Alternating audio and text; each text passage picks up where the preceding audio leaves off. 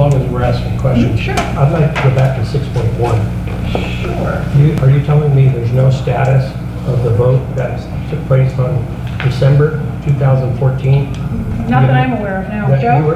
Wait, let me Oh, finish sorry, the go question. ahead. You were the chairperson of the election committee, and the city hasn't ruled on the amendments that you guys proposed and voted 8-5-1 in favor of? Not that I'm aware of. Joe, do you have any further information? This goes to the bylaw amendments adopted by the membership at the March 2015. No, I'm not talking about that.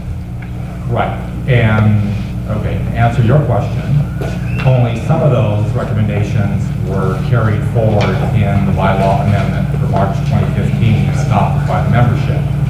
With the idea that we would do the easy stuff first, get that out of the way. That's what you told me last month, Joe. Yeah. What I'm asking specifically about is in December of 2014, you guys voted to approve the election committee's recommendations, 8-5-1, under the 2/3 requirement for turned out candidates.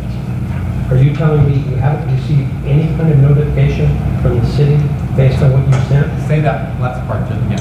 Oh, about that. No, those were not submitted to the city. So this group voted 8-5-1 and you didn't submit that to the city? Those were not carried forward.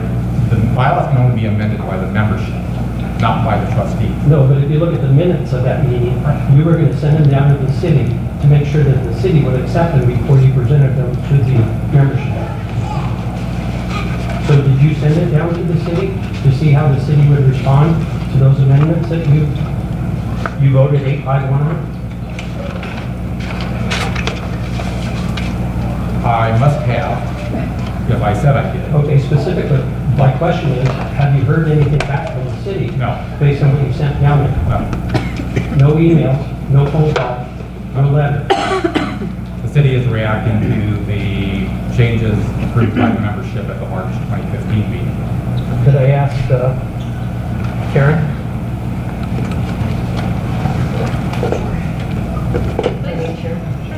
Karen Busey, City Planner for the City of San Diego. I spoke with Betsy McCullough this morning, and I'm working on your public information request, is pulling together all of the emails that have gone on. So there was an email, it's my understanding, if I have this recollection right, I was trying to get up to speed on it today, is that Betsy McCullough had looked at it on behalf of city planning. She had looked at what? She had looked at the bylaw, the bylaw language that had been approved at that meeting. At December, okay. And So you did submit it. It was submitted, and the language has, it's about the 2/3 majority issue, and the language that you guys have in the bylaws has for the membership. The city of San Diego is interested in 2/3 of the seated member, the trustees that are seated at that time. So if you have a full board, then it's all of the trustees. I think you're 2/3. confusing the issues. I understand what you're talking about. Okay. On the new requirement based on the new 600-24, Yes. is that you need to have 2/3 of the 18 seats Yeah, to vote. that are filled, No, the total of 18. that are filled. No, they have 18. They have 18 seats on this committee, and you need 2/3 of that 18, which would be 12. But that's not what I'm talking about. Okay. What I'm talking about is the December 4th, 2014 meeting. This group voted to change their bylaws that would give a turned out trustee equal seating, or equal footing, I think your word for it, with a new candidate running that receives merely one vote. Okay. That's what they approved. And what I'm asking, I asked it last month, but I didn't get a direct answer. I'm asking it once again. Has the city responded to that 8-5 vote in those recommendations from this group? I will have to find that, but the city's standing, as I'm recollecting, is that we would not view it the same way.